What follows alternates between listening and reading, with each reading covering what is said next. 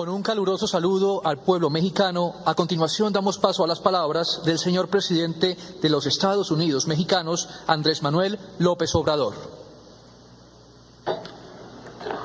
Amigas, amigos, participantes de esta conferencia latinoamericana y del Caribe sobre drogas. Celebramos esta iniciativa del presidente Gustavo Petro y coincidimos con las conclusiones de este encuentro, de esta conferencia.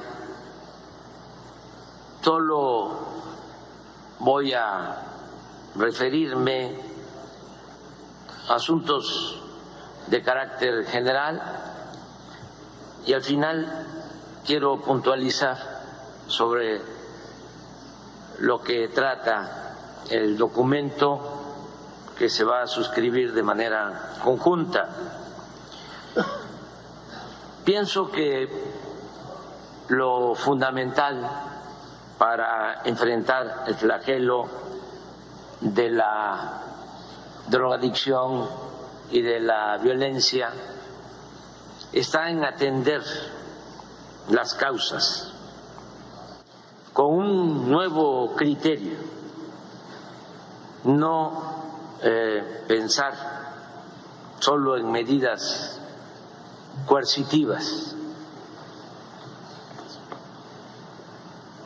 Tenemos que poner por delante el criterio de que la paz es fruto de la justicia.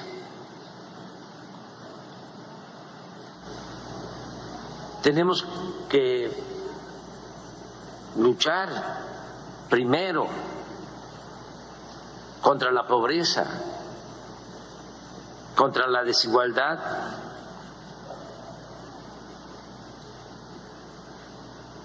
para enfrentar el problema de la violencia.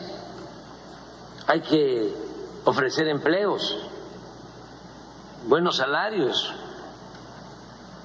atender a los jóvenes, garantizarles la oportunidad de estudio, de trabajo. También fortalecer nuestros valores culturales, morales, espirituales. Tenemos que utilizar toda la reserva de valores que hemos heredado de las grandes civilizaciones que florecieron en nuestra América. Eso está ahí. Por esas culturas nos hemos salvado ante pandemias y terremotos e inundaciones y malos gobiernos y corrupción y otras calamidades. ¿Qué es lo que nos saca siempre adelante? Nuestras culturas, nuestro pasado, nuestras grandes civilizaciones. Con todo respeto, esto no viene de hace 500 años y no nos trajeron la civilización. Ya en todos nuestros pueblos habían florecido grandes culturas con mucho desarrollo en todos los campos de la vida pública. Entonces, fortalecer lo que somos, nuestra identidad, nuestra idiosincrasia. Imagínense la ventaja que tenemos de que nuestras familias son muy fraternas, muy unidas. Y esto viene de lejos. No es de que, como en otros pueblos, lo digo con todo respeto, los jóvenes llegan a la adolescencia y ya se tienen que ir de la casa. Aquí no es así. Por eso hasta abusan y se quedan más de la cuenta. Pero son nuestras costumbres, nuestras tradiciones. ¿Qué hacen los jóvenes solos? ¿Qué no es importante el amor en la familia, el apapacho? Entonces, tenemos que fortalecer eso y también contrarrestar el consumismo, el modelo materialista, el lujo barato, entender que la felicidad verdadera es estar bien con uno mismo, estar bien con nuestra conciencia y estar bien con el prójimo.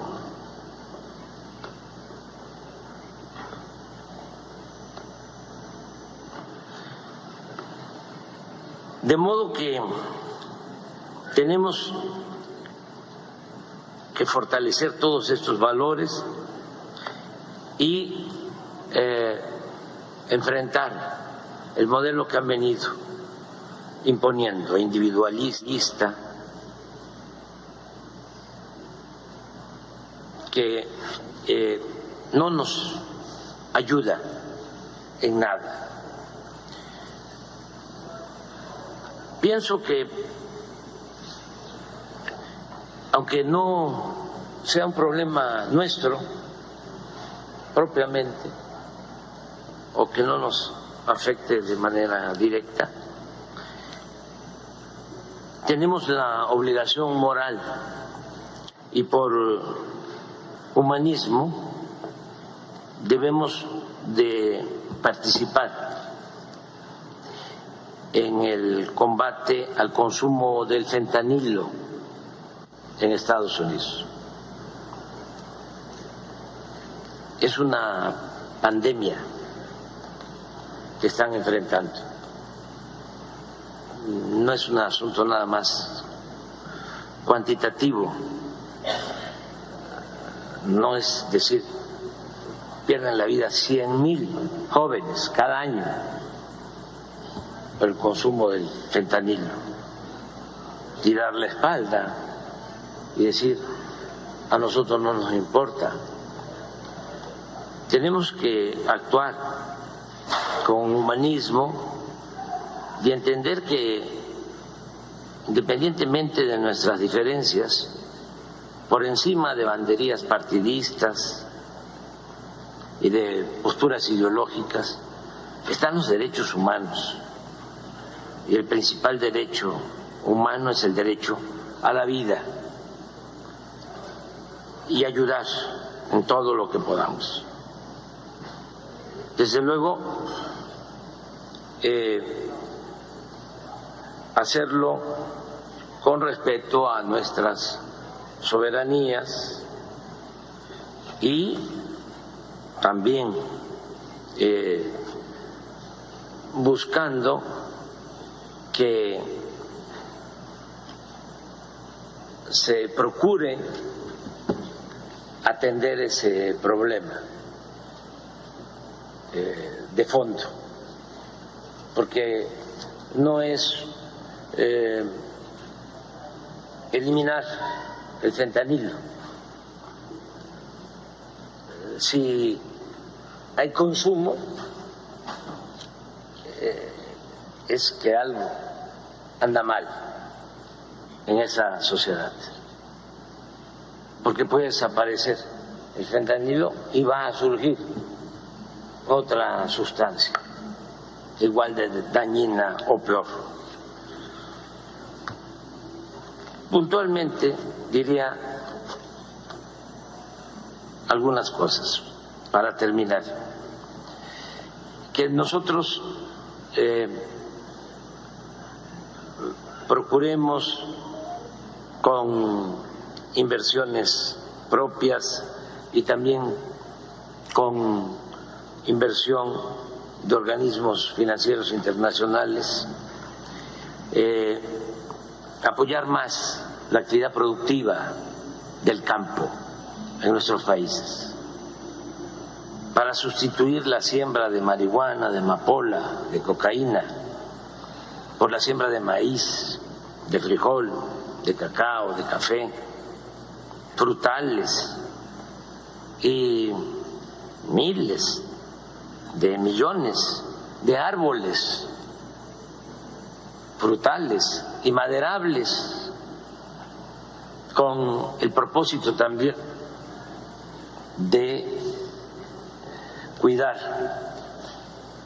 nuestra naturaleza.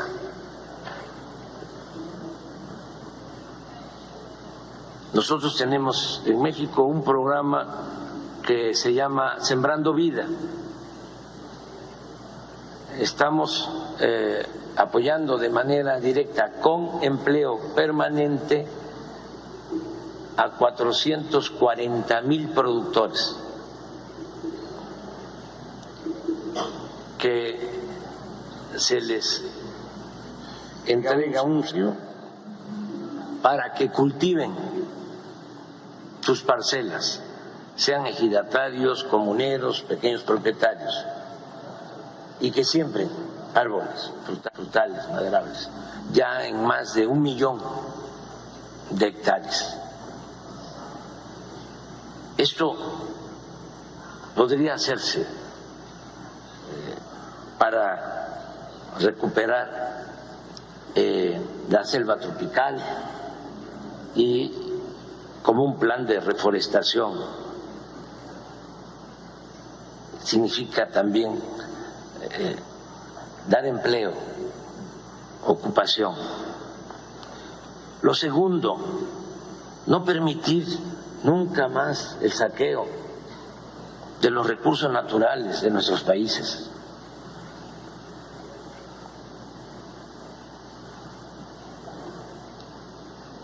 Más que una pandemia, una peste, es la corrupción.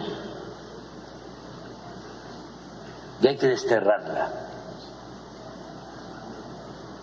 En el caso nuestro, nada ha dañado más a México que la deshonestidad de sus gobernantes y de la oligarquía. Promover el desarrollo con bienestar. Nosotros decimos, por el bien de todos, primero los pobres. Hay que atender a todos, hay que escuchar a todos, hay que respetar a todos, pero hay que darle preferencia a los pobres, a los más necesitados.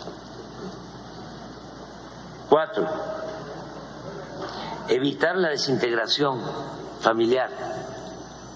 La familia es la institución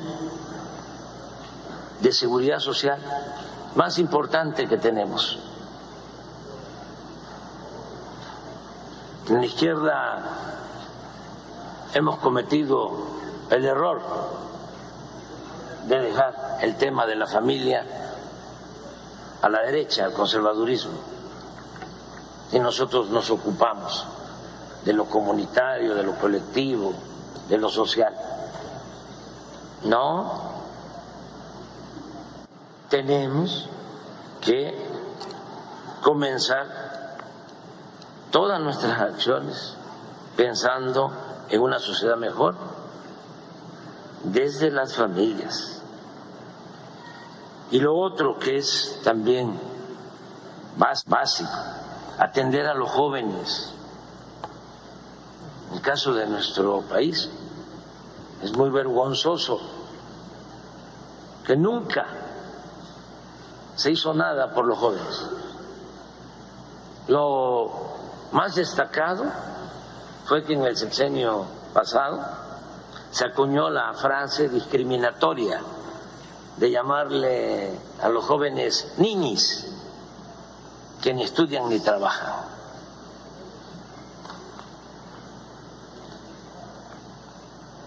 Ahora es distinto. Ahora se está atendiendo a los jóvenes. Solo un programa, Jóvenes Construyendo el Futuro, está atendiendo a 2.600.000 jóvenes. Los que ya no tienen opciones de estudio, de trabajo, se les contrata y trabajan como aprendices en empresas, en talleres, en el campo.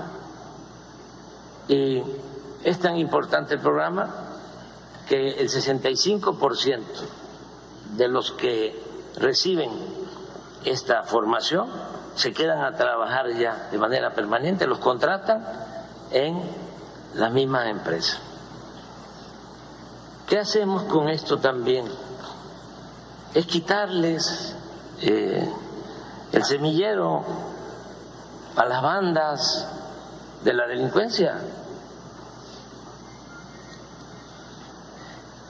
que no enganchen a los jóvenes, que los jóvenes tengan opciones, tengan alternativas, de modo que esto debe tomarse en cuenta. Ya dije y repito, hacer ver por todos los medios que solamente lo barato se compra con el dinero, como diría el poeta, y que solo siendo buenos podemos ser felices. Nada de el modelo de las series famosas, de las muchachas y los muchachos guapos, y de las residencias, y de los carros de lujo. Hay que mostrar la otra cara de la moneda, como el que consume fentanilo pierde la vida en 6 meses y se quedan chimuelos y andan como zombies, pero de eso no se habla ni se difunde nada en los medios de comunicación convencionales.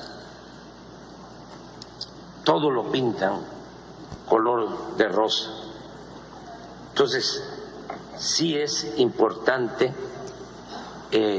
informar.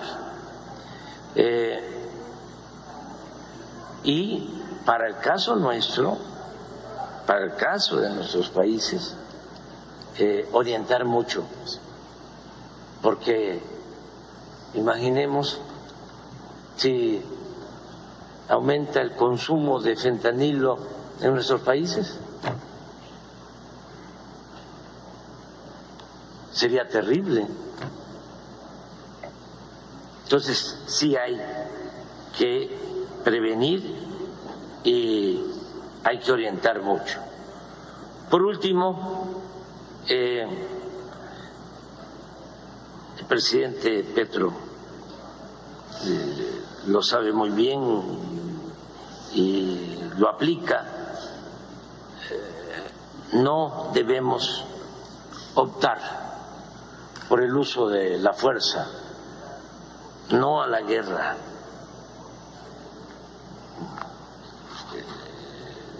Yo celebro estar aquí en Colombia. La verdad que escribí un texto para leerlo, pero lo voy a hacer después en una rueda de prensa. Estuvimos platicando con el presidente Petro. Es nuestro hermano, nuestro compañero. el presidente Petro y fue una bendición para Colombia el tener a este presidente.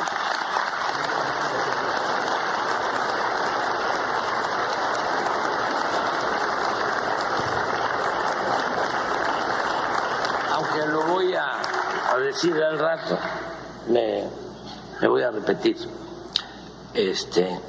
Ayer me comentaban de que antes en Colombia se decía que la oligarquía se creía inglesa, que la izquierda de Colombia se sentía franceses, pero que el pueblo de Colombia se sentía mexicano.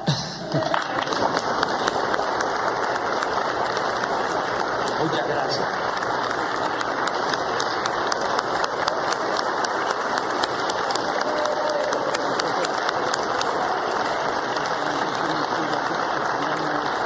Muchas gracias, señor presidente Andrés Manuel López Obrador. A continuación se dirige a ustedes el señor presidente de la República de Colombia, Gustavo Petro Urrego.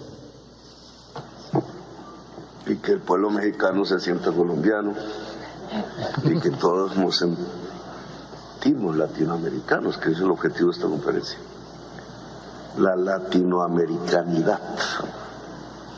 Y del Caribe, que no es latina, y de los pueblos afros, que no son latinos, y de los pueblos indígenas, que tampoco son latinos. Esa es nuestra diversidad.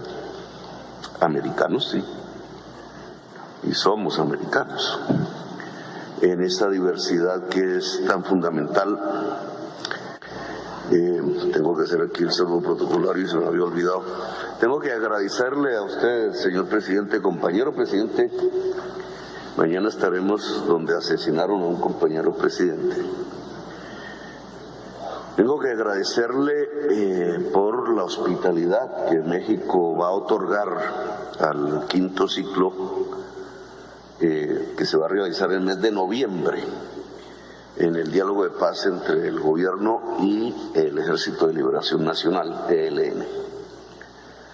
Esperemos, ha venido avanzando con pasos ciertos como nunca había ocurrido el proceso de paz entre el Estado, la sociedad y el ELN.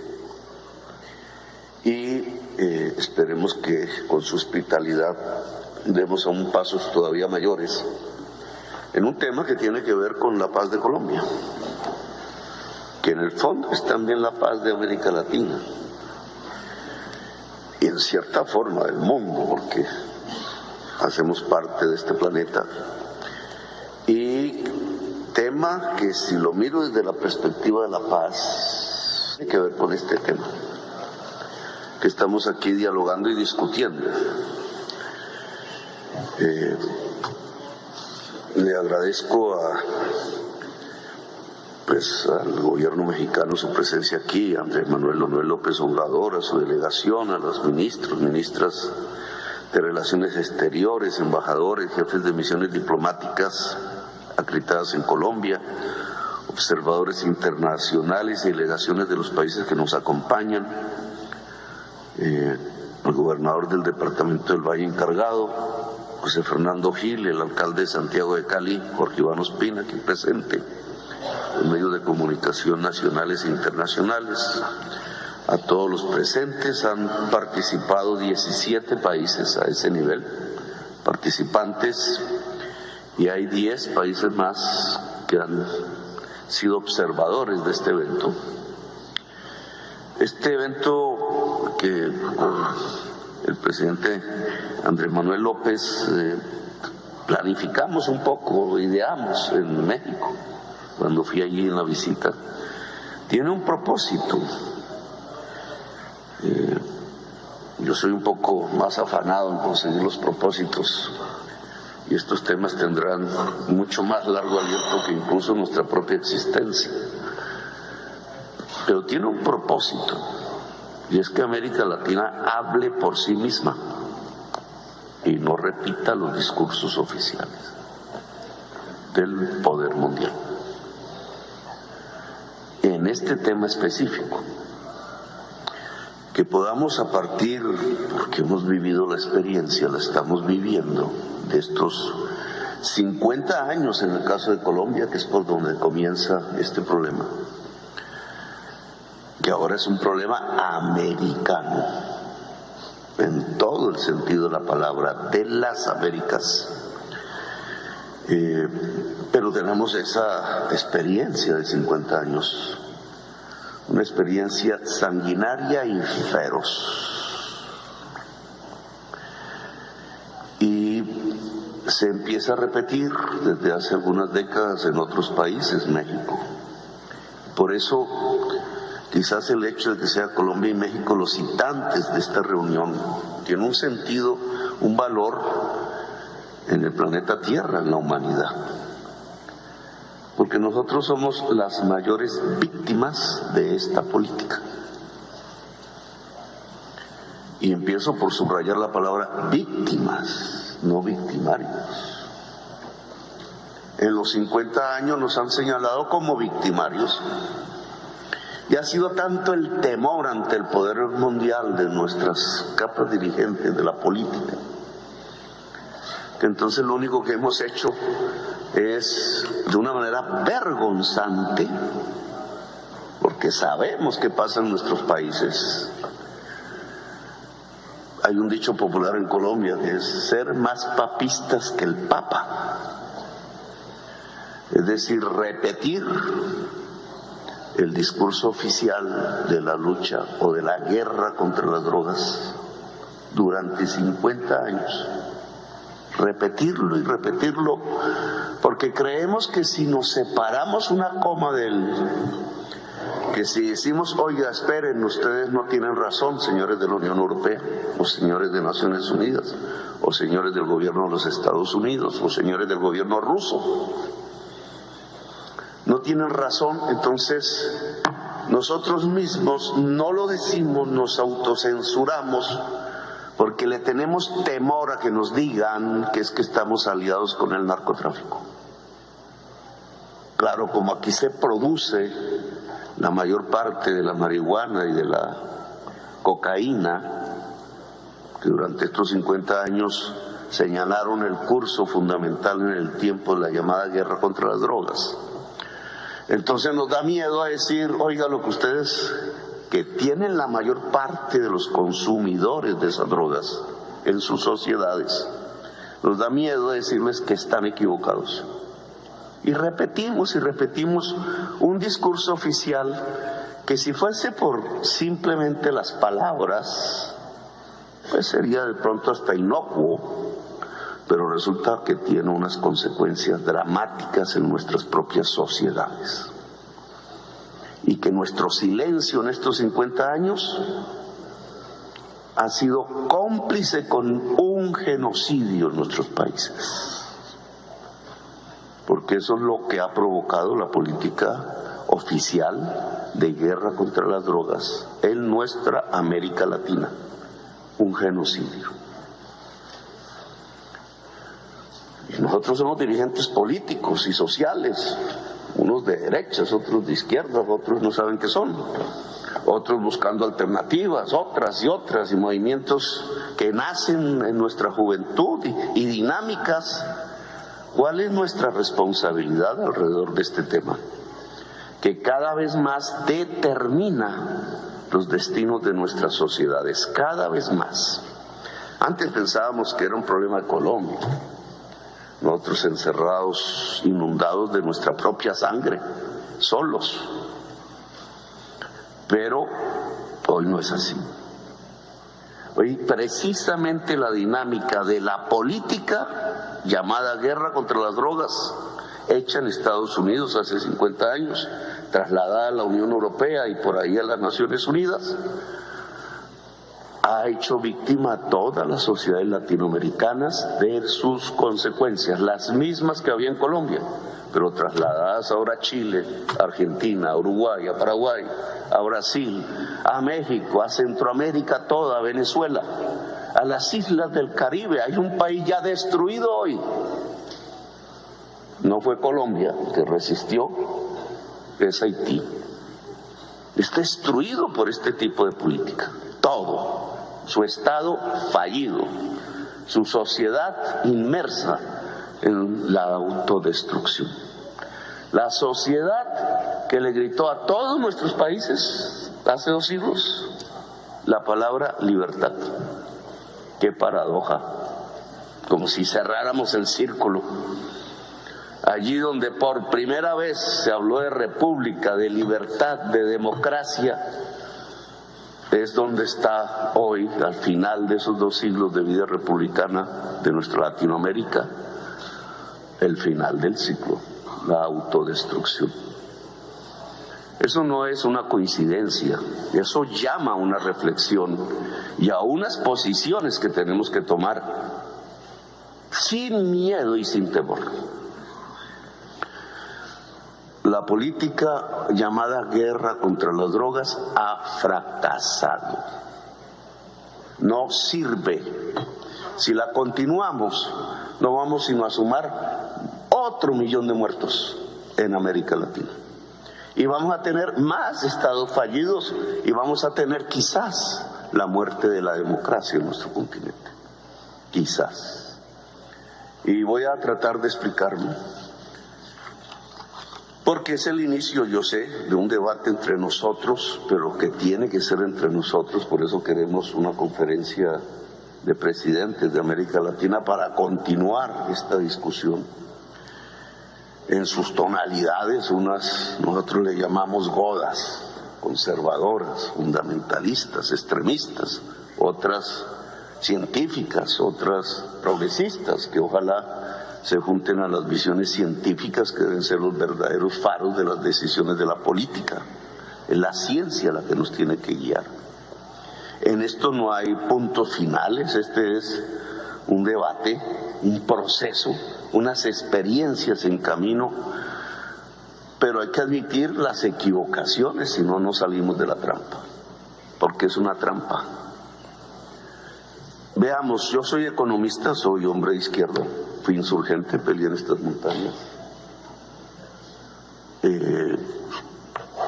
Progresista es mi electorado, no es la inmensa mayoría de la sociedad colombiana, es la mitad de la sociedad colombiana. Nunca una persona como yo había podido ganar las elecciones en este país. Este país es relativamente conservador. Pero me atrevo, aprovechando este espacio de la historia, al que tengo oportunidad de decir lo que pienso sobre esta materia. Soy economista y quisiera abordarlo un poco desde la profesión y desde el ABC que todo muchacho, muchacha que entra a estudiar economía aprende en el primer semestre, lo básico. No hay que ser un experto. Las drogas son un mercado, miren qué mercado, ¿no? Todos lo aceptamos aquí, es un mercado. Un mercado tiene una oferta y tiene una demanda. Dice el ABC de la economía que esa interacción genera algo que se llama el precio. ABC, nada nuevo bajo el mundo, consenso en el pensamiento económico. Entonces, ¿qué hacemos frente al mercado de las drogas? Tesis: deberíamos reducir la demanda. Dice Juan B. Seix, padre de la economía, toda oferta crea su propia demanda, o al revés, toda demanda crea su propia oferta. ¿Cómo se reduce la demanda en un mercado? De primerazo alguien diría, pues, elevando el precio. Entre más elevado el precio, menos demanda hay. Esa es una tesis. Más o menos, si se dan el café, se dan estos dulces, se dan las guayaberas que me regala el presidente, se da en los aretes, se da en las camisas, pantalones, en toda mercancía. ¿Cierto? Si se reduce la demanda, ojo, se reduce el precio.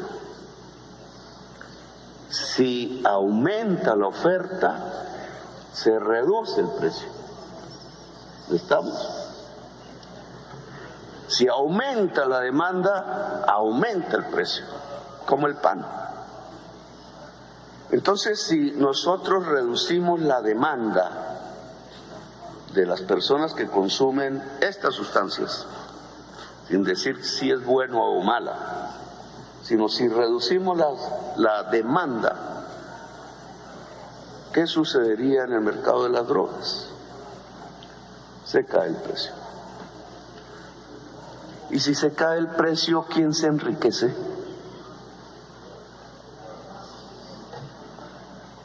Quizás nadie, incluso todos quedarían del lado de la oferta. Se acaba el narcotráfico, amigos y amigas. Para acabar el narcotráfico hay que reducir la demanda.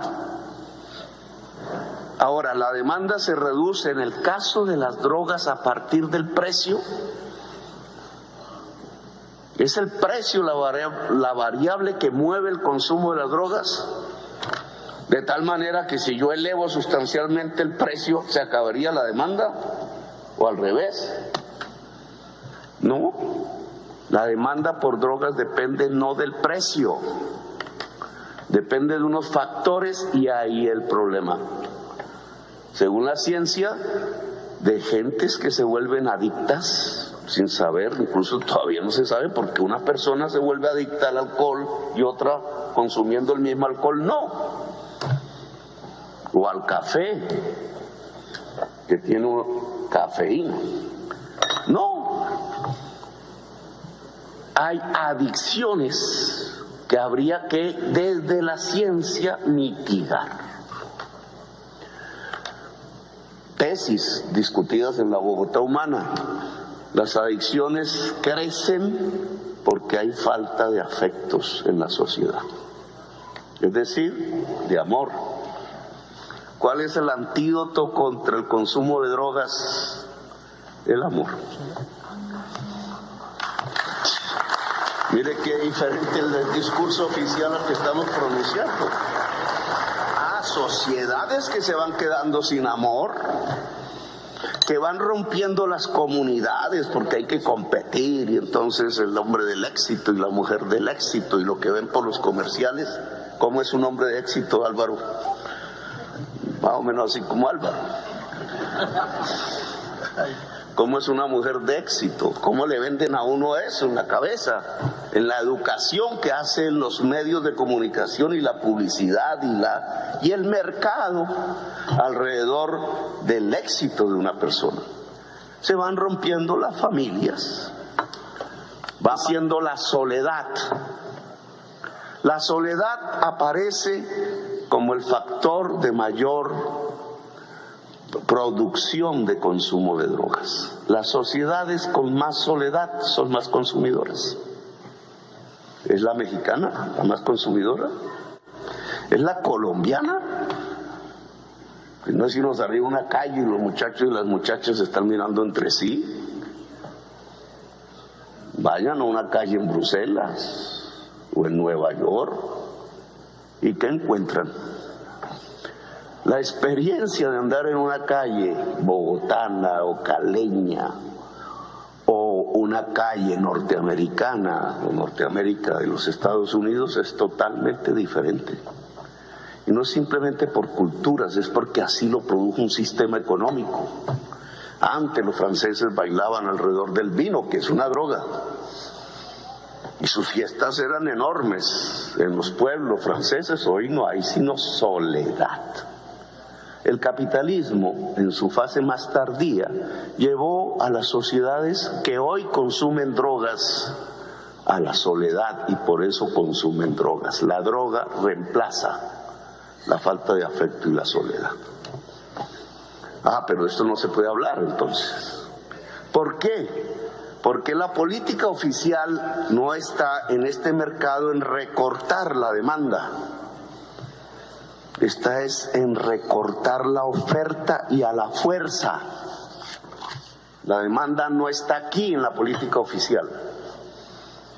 Y miren las cosas que se van produciendo en estos discursos que se vuelven como verdad cierta y que son simple hipocresía. recortar la oferta por decreto y usar el Estado para acabar la oferta. Esa es la guerra contra las drogas. ¿Sí o no? Y no nos enseñaron los mismos Estados Unidos, la misma experiencia histórica y lo que hoy es Rusia, que el Estado no puede acabar el mercado. Si yo escucho a la derecha, no me está diciendo exactamente eso, que qué equivocación de los bolcheviques, de los socialistas, de los comunistas, ahora dicen de los terroristas, de pretender que desde el Estado y por decreto se podía acabar el mercado, que fue lo que pretendió el socialismo soviético, ¿o no? Pues fracasó el socialismo soviético. Fracasó. Ese mundo no era cierto. No se puede acabar el mercado por decreto. No se puede con el Estado acabar el mercado subsiste. Lo cual significa que el socialismo no se construye desde el Estado. Pero bueno, esa es otra discusión. Si esa es la experiencia histórica que hemos vivido en el siglo XX, si la ilusión del socialismo soviético desapareció en el 89 y nos convencimos nosotros y todos que el Estado no puede acabar el mercado, ¿cómo es que aquí en esta política de guerra contra la droga nos dicen que el Estado puede acabar el mercado? ¿No es una contradicción en los términos? Oiga, si la Unión Soviética se acabó, ahora nosotros pretendemos que el Estado acabe la oferta por decreto, usando los fusiles, los militares, las naves. Nos invitan a una conferencia en la Unión Europea de ministros de defensa. ¿No debería ser más bien de ministros de salud pública, me pregunto yo? ¿O es que el fentanilo lo van a acabar con fusiles? Apenas entre el fentanilo a la Unión Europea se produce exactamente lo mismo que en los Estados Unidos. 100,000 muertos jóvenes al año, 2 veces la guerra de Vietnam. La cocaína en Estados Unidos mataba 4,000 al año. Y la marihuana, ninguno. Y ahora son 100,000. Con fusiles, con calabozos, con cárceles privadas, metiendo otros 10 millones de norteamericanos a la cárcel. ¿Así se va a acabar? Pues esta guerra pensada así, contra toda evidencia, ha fracasado. Ha fracasado. Si yo digo esto en una prensa, un medio de comunicación, siempre alguien me va a decir, oiga, ¿y qué usted está pensando? Que entonces toda la juventud se vuelva drogadicta. Usted está pensando, usted es un aliado de los narcotraficantes, ya me lo dicen. No, porque cada dólar que se invierte en recortar la demanda ayuda a la familia a que no se produzca la adicción. Cada dólar que vaya al hospital público, al médico, a la salud mental, a psicólogos, a psicólogas, a jugar en los jardines infantiles, a crear amor, ayuda a reducir la demanda por drogas. Pero cada dólar que se dedica a recortar la oferta hace crecer el precio.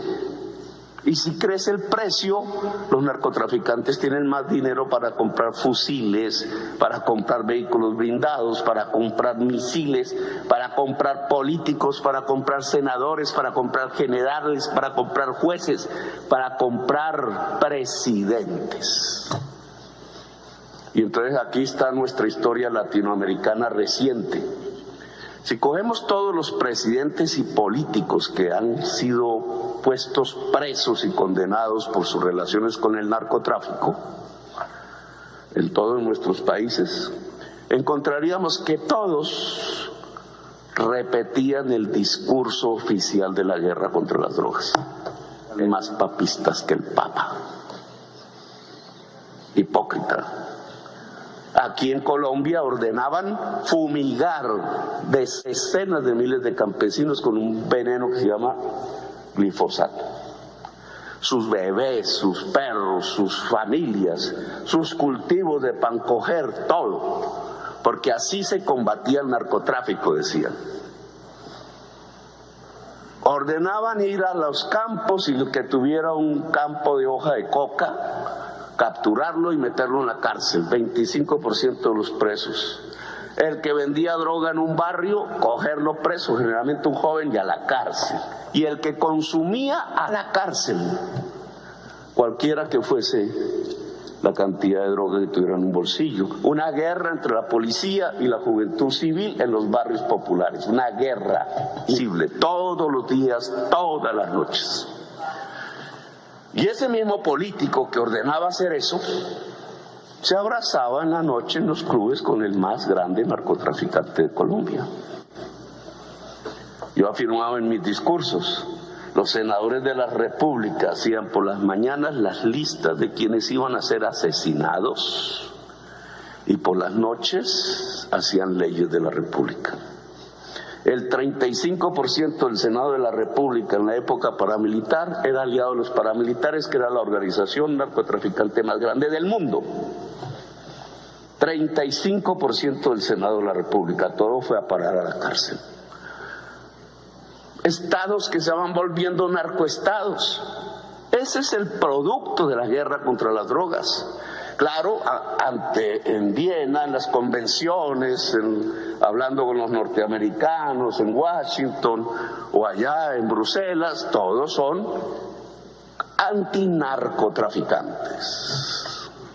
Saludan al jefe de la política antidrogas de los Estados Unidos por la mañana, cogen el avión y después se abrazaban con Pablo Escobar en las noches con las niñas. Hipocresía. El efecto no es simplemente ese, la hipocresía de una política. El efecto es que murieron 1 millón de latinoamericanos en estos 50 años. 1 millón. Y allá en Estados Unidos cogieron 10 millones a las cárceles de negros y latinos, la mayoría. Y nuestros estados hoy tienen regiones, subregiones bajo control mafioso, no bajo control de la democracia. Incluido Haití, que está todo ya bajo ese control.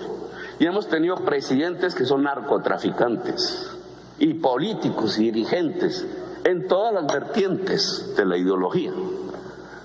Y el culpable ha sido el campesino, el humilde. Y los hemos llevado a la cárcel y les hemos bombardeado sus cultivos. Y en Colombia hay una guerra eterna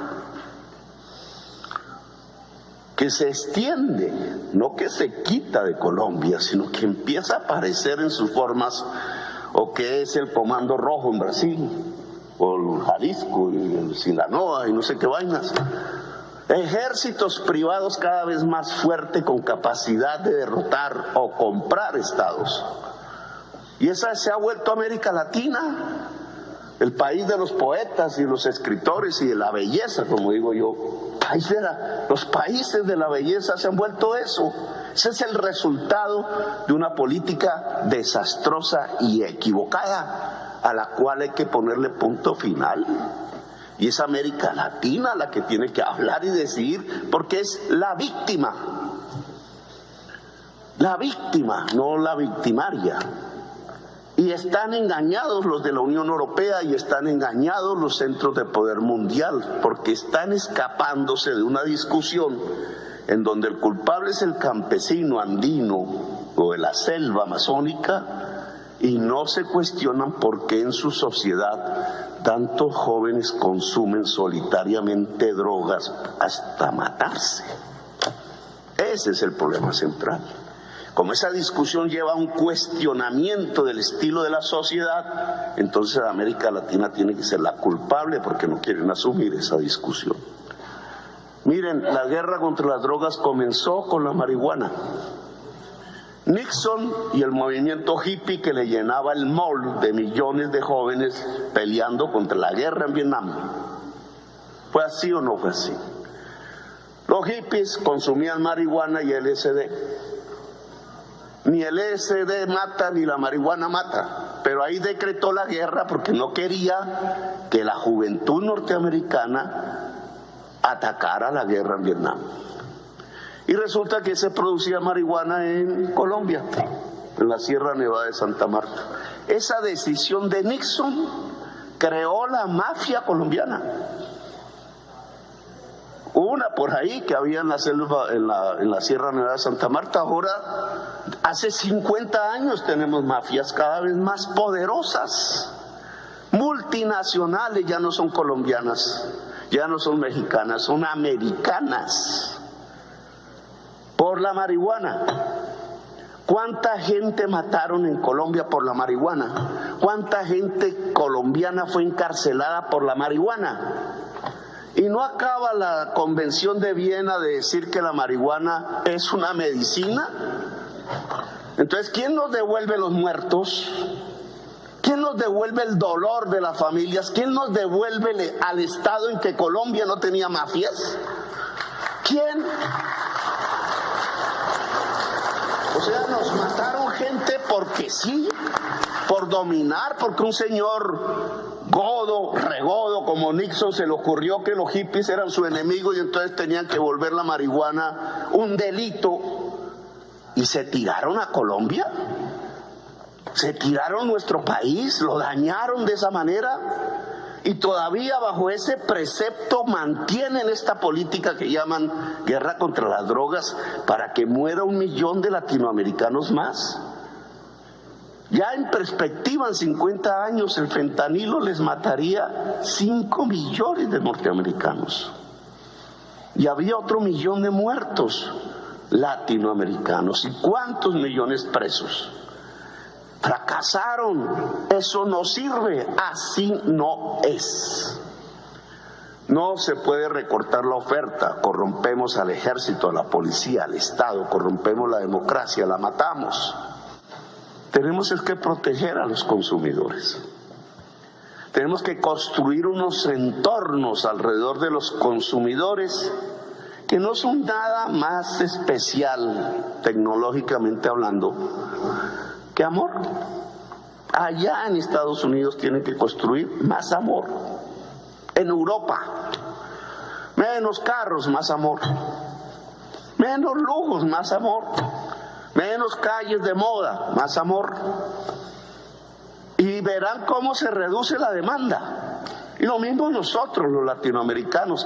Puede haber las toneladas de fentanilo que haya, con capacidad de matar medio país, porque solo se necesita la punta de este lápiz para echarla en este café, y la persona tiene una altísima probabilidad de quedar adicta porque es 50 veces más poderosa que la heroína y mata. Le pasa a los Estados Unidos. Pueden producir toneladas así en un día y tendríamos una pandemia peor que el COVID, peor que todo. ¿Cómo nos defendemos de eso? Eso no se produce en los campos, no se produce en América Latina, no lo producen campesinos, no es una planta, es simplemente una fabriquita que combina unos químicos. ¿Cómo van a combatir eso? Eso se combate con amor, señores. Fentanilo se vuelve nada, un polvo de color por ahí, no sé qué color tendrá. Nada, no sirve, no se vuelve mercancía si no hay quien la consuma. Y para que no haya quien la consuma, la sociedad tiene que ser solidaria, calurosa, amorosa. Eso no lo produce el capitalismo, pues cámbienlo. Si quieren realmente la vida, o regulen ese capitalismo para que haya espacios de amor y solidaridad en la sociedad. Pero no nos vengan a echar aquí la culpa y a producirnos otro 1 millón de muertos y acabar con América Latina, que además ya ni producimos el tal fentanilo. Esto va a cambiar y bastante.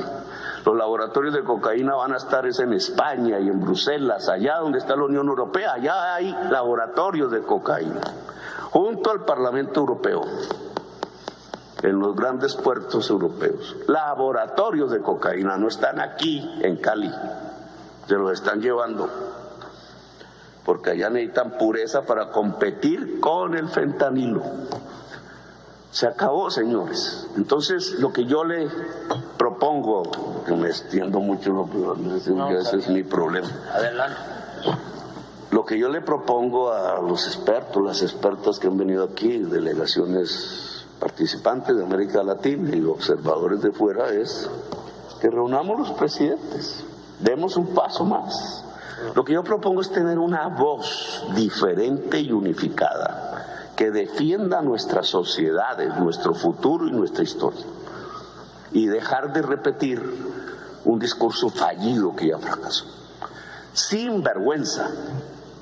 Sin vergüenza. Es lo que significa la palabra. ¿Por qué? Porque no tenemos nada que ocultar. Porque los que han cometido los errores no somos nosotros realmente. Los que hemos puesto la sangre somos nosotros. Los que hemos puesto el dolor somos nosotros. Los que nos han destruido la belleza somos nosotros. La ilusión somos nosotros. Allá también hace 50 años, como en una paradoja, allá en La Moneda mataron a un presidente porque tenía una ilusión y hizo ilusionar a su pueblo con la justicia social. Ahí acabaron un camino que hasta ahora retomamos.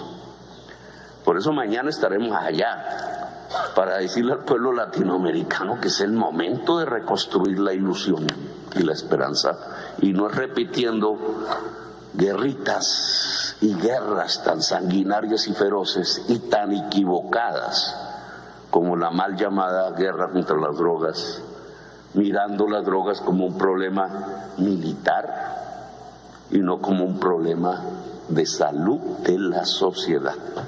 Gracias, muy amable.